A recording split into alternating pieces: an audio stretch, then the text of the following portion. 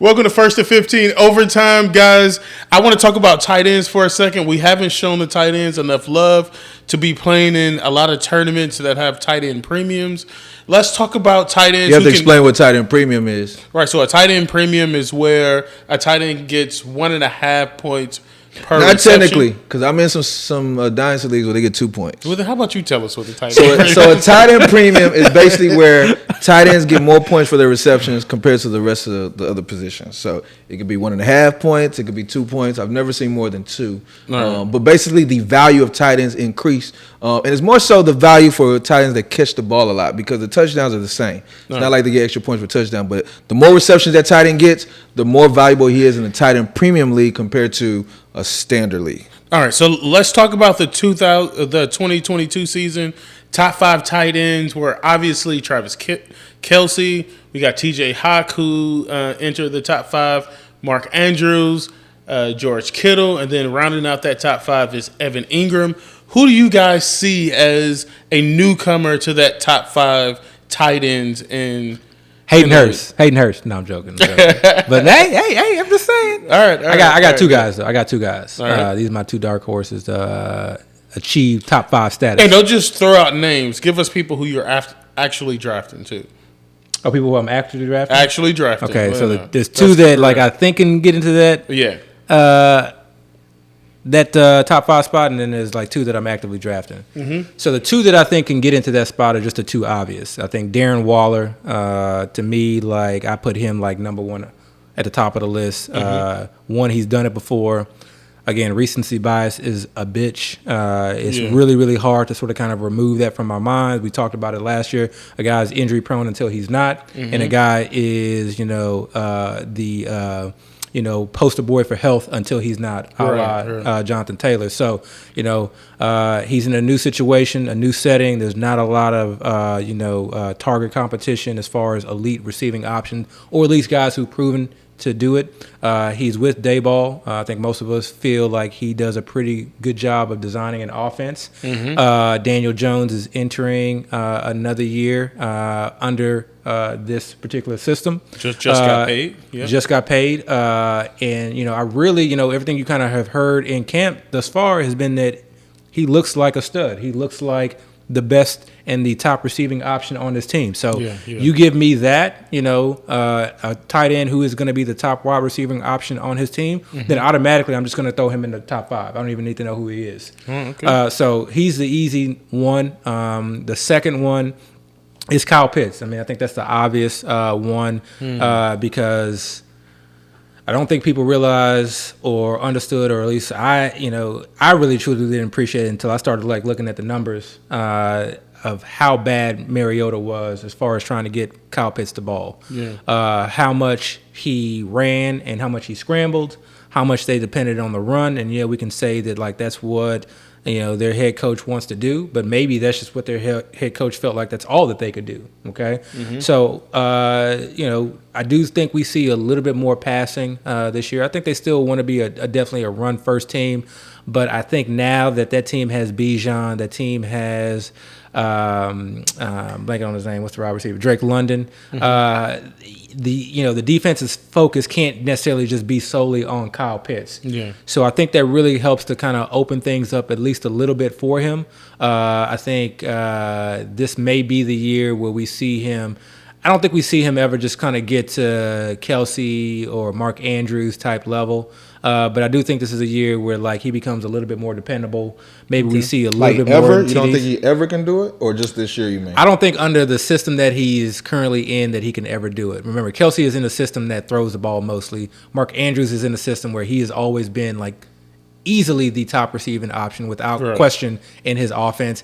And then the years George Kittle did it, Kittle was like easily the top option before Debo started to kind of come on, and now obviously Ayuk, and now he's kind of falling back. So I think it's hard for guys to truly get to that elite category. And I think you saw T.J. Hockenson in a very unique situation where Vikings defense was terrible. They had Justin Jefferson, and they had no other wide receiver too. Like Thielen was literally done when you looked at the tape, and they traded for him, and I think they wanted to get him the ball. Side conversation. I do think TJ falls back a little bit. So those are the 2 guys I think ended up in the top 5, and then the one guy that I've been drafting with the host that he can end up in the top 5, who can be basically the Evan Ingram of this year. Like, I don't think he's just going to be like this amazing player, but I think he can definitely easily get there. Is Dalton Schultz? I think. I mean, people laugh, but I think we've that's seen. not why I'm laughing. Yeah, but one Rookie quarterback though. Well, so one we've seen Dalton do it before, and he wasn't the top receiving option on his team. 2, in that previous pod we talked about, or I mentioned that like people forget that he played through a knee injury. Like he played through the knee injury. Okay, he's already not athletic to begin with, but he played through that knee injury. And 3, like.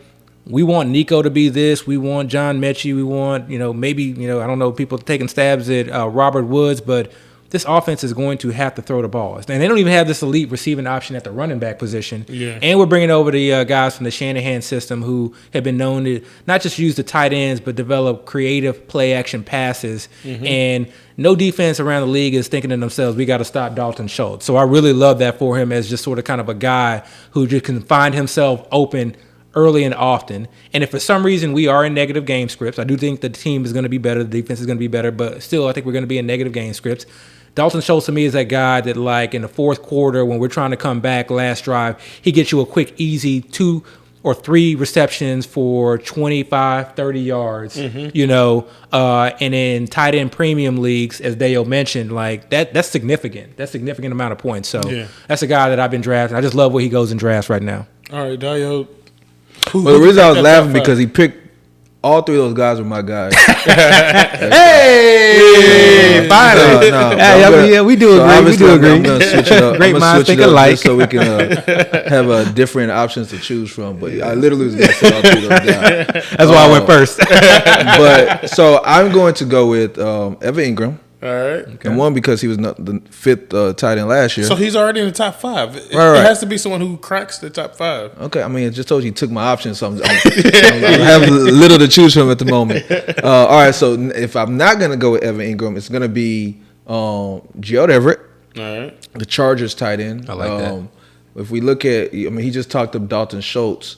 That offense, theoretically, that Dalton Schultz played in last year where he was very successful is going to the Chargers this year. We know Gerald Everett is a very athletic tight end, so we know he has a skill set. I would even say he's more athletic than Dalton Schultz. He has familiarity with the I was gonna say system, but obviously they have a new OC. But he had little spurts last year. He didn't put it all together on a consistent basis. But just another year added to build that chemistry with Justin Herbert. And I think he got a fairly okay contract last year when he did sign with the Chargers, so they have kind of incentive to use him. Yeah. So Gerald Everett would be the first guy. The second guy I would then say would be Greg Dulcich, who's the second-year guy for the Broncos, who I was even high on last year. But Greg Dulcich, great hands, great size. He had he's one of the highest yards per catch tight ends last year. Okay. And keep in mind, he didn't start the season as a starter. He kind of had to grab hold of that starting job kind of early to mid part of the season. You would think with Sean Payton being there, with the history he has with players like Jimmy Graham, that he can see Greg Dulcich's abilities and kind of envision him playing that same Jimmy Graham role. One thing that I talked about this last week when I was talking about that underdog video, was one thing that kind of one of the biggest takeaways for me was tight ends, when they break out, they tend to break out between year 1 and year 2. So, just a little nugget, if you're looking for just a random tight end to pick late in your drafts, I would try to target these tight ends going into their second year. Your Jake Fergusons, your Chig Ozigbo. I'm not Okonkwo. I'm sorry. I was talking about Devon Ozigbo. Disappointed. But all those tight ends that are going into their second year, they actually played a fair amount last year. So now just more so building on something, I would try to target them because they're all cheap again. But going back to Dulcich, like I said, I think he's in a good system. Now, when we're talking about tight end premium, I'm not going to say so much he's going to catch as many passes, but he might. But just knowing that he used down the field, if Sean Payton can kind of tweak some things a little bit, and again, he builds that confidence, I think he'll be a good value. He's somebody you can get real late. All right, like I can't believe that you guys really overlooked Tyler Conklin. No, we didn't. We wanted to let you talk about him. All right. Oh man, you can have him. Top 10 tight end last year, gets a massive quarterback upgrade with Aaron Rodgers coming into town. Aaron Rodgers, as of late, has been a really safe quarterback. Likes throwing safe, like throws. Hasn't really thrown into tight coverage. I see like someone like Tyler Conklin taking that step forward, being a top 5 tight end. But he may not be the number one tight end. Just beware about Jeremy Ruckert. Oh, he's the number 1 tight end on the team. Just beware about Jeremy Ruckert. They drafted this guy in the 3rd round last year. All right. Tyler, I mean, and think about what I just said about these second year tight ends. That's Jeremy Ruckert. So and Jeremy Ruckert had injury concerns. What about Juwan Johnson? What's your thoughts on Juwan Johnson? I don't know. I'm not too high on Juwan. Yeah, they also honestly, I think Foster Moreau might be the tight end to own there. I've just been hearing a lot about Foster Monroe lately. I mean, he's a good story. It's a nice story as far as not just a story. He was actually practicing in the minicamp, and they said he looked good. Like I think I even saw a story where he was the actual breakout player for the Saints that they talked up. Another guy, Cole Turner, and I've talked about him before on the show. For the Commanders, another guy going into his 2nd year that they've talked up a little bit. He actually was dealing with a few injuries last year. Logan Thomas. Even Logan said that he looked good. Yeah, Logan Thomas talked him up. Logan Thomas said he's going to break out this year. Yeah. And again, the reason why I kind of pay attention to those little things is because, like, all these tight ends are so cheap and everybody ignores them. And you can get these guys at the very end, even on waiver wire. Like if you're playing in Dynasty League, you can just pick them up and just hold them and see what happens. Yeah. And if it doesn't work out, you can just throw them back in the waiver pool. So now's a buy for Juwan Johnson, huh? Now's a buying time in Dynasty for Juwan Johnson. Sir? Now's a buying time for Juwan. Yeah. If you want Dynasty? Him, I think his value is fairly low. You can probably get him. Okay. But in Dynasty, Juwan is not one of the players you really trade for because I don't know. It's not. Unless you have conviction as far as he's the guy, there's no real major incentive to try to try to grab him. I think one of the underrated things that are going on with the Saints is that they brought in John Gruden as a consultant. Yeah. And you can say, that's because that's when Derek Carr kind of had his best years, but you can also look back and just think about that offense from last year, and it was atrocious. It was terrible. It was just terrible. Yeah. And so kind of with that being said and kind of Derek Carr's history, and Juwan played very well last year. It wasn't like he struggled. I thought he played very, very well. But my rebuttal would easily be, okay, but then you got Foster Moreau, who actually did play with Derek Carr the last 2 years. But Foster Moreau was really... I think Foster Moreau might have been drafted by Dennis Allen. But even remember when Waller was hurt last year and everybody was like, "Oh, it's Foster Moreau time." Yeah, he didn't do much. And he didn't do anything. Yeah, he didn't do much. He didn't do anything. But again, so he played with Derek Carr in a situation where they had Devontae Adams and nothing else, and he still didn't do much. Right, so but it's not so much what he was able to do; it's more so the comfort level and the chemistry he might have with Derek Carr, where he's going to basically not allow Juwan Johnson to really have a full allotment of slots like you would.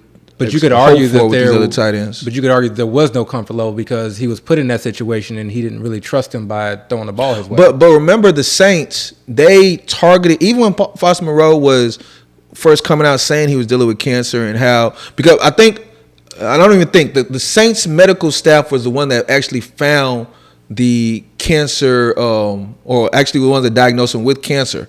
And even after they diagnosed him and he had to go through treatment, they still were wanting to sign this guy this season. They also needed a tight end, and they needed a blocking tight end. Remember, they lost Troutman. Right. They lost Adam Troutman. So it's basically like Troutman wasn't getting more work than Juwan Johnson in the passing game last year. Right. I'm just saying they could have. Was never really a receiver. I guess what I'm more saying is they had their eyes set on Foster Moreau, even though he was dealing with a cancer. Like they hadn't signed him by this point. They had no true commitment to him, and they still were like, okay, we still want you. And again, there's just so many connections there, specifically the quarterback and the coach, both coming from a team that Foster Moreau came from.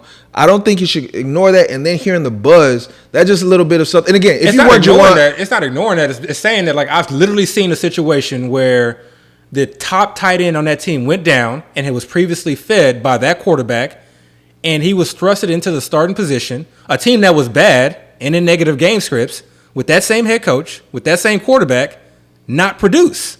Okay, like to but- me, so like the argument that like I okay, mean, he has this rapport, But just because like, a guy doesn't produce in the past doesn't mean he can't produce. I'm And not saying again, that he can't. I'm just saying I don't know what we can lean on that he had a rapport if in that situation they didn't use Well, him. he definitely has rapport because they practice together. Like we know they have some kind of relationship. But if you practice together and then Sunday when I need you, I don't use you, like what does that say? there could be a multitude of factors for that, though. Okay. Well, listen, like what I think we need to be focusing on is that when we have Derek Carr coming into town, we also saw that Josh Jacobs had a career high in receiving yards, and now he's going to get an actual receiving running back in Alvin Kamara. That maybe Alvin Kamara is actually undervalued right now, going in the late 9th, 10th man. round. God, So people. if he's not suspended and Alvin Kamara is there and he's getting all these You know- dump down passes, You know who Alvin Kamara is for me this year? who is? Allen Robinson, but the reverse. You know, like last year, I was like, man, I watched the tape. I was like, Allen Robinson was disgusting. I'm not taking any of them. And everybody's like, no, this can happen. This can happen. I was like, y'all making some good points. Y'all making some good, valid points. And then I was like, all right, let me grab some shares. And, you know, it didn't pan out for whatever reason. Did Alvin Kamara look bad, or was he placed in the bad? No, he looked bad. He looked bad, but Oh, I also felt like he was placed in such a bad situation Yeah. that I think it was almost like, I don't know, it's hard to kind of read Alvin Kamara because he's got this like kind of just like very chill, low-key demeanor. But it was almost like, man, I was like, y'all want me to run in between tackles? Y'all really want me to run in between tackles 20 times a game? All right, let's do it. Like, I'm not going to complain about it. I'm going to just do it. And I'm going to just do it. And like, it was almost like it was like subtle hint of like passive aggressiveness. Real quick, going But- back to the tight ends, though, and we haven't mentioned his name, and we'll be remiss for not doing so, but we have to also not ignore Taysom Hill Yep, Taysom as a tight end there as well. And we don't know what they're going to do with him. They obviously still value him being a part of the team. And they basically are saying he's going to be playing tight end. He's not going to be playing quarterback. So that's another player that's going to be able to probably kind of cut into that pie that I would be concerned with. But obviously we'll see how things play out. But I'm not as comfortable with Juwan Johnson, especially with where he's taken. He's not free at all in drafts. Like he's still a guy which you have to actually invest some form of draft capital in. While the other guys, the other options, they're all super duper late. You can actually pick your another guy, Cade Otton. I think y'all need to look at Cade Otton for the Buccaneers, and he's free. I draft him a lot in the 20s. He's free, you know. So because I go lay around tight end a lot. yeah, and don't sleep he's on always Cade there. Otton at all. All right, guys. So like that's an extended version of overtime. Man, that's a whole nother pod. It Release is, this it is. next week. Please like, rate, subscribe. We're out. Peace.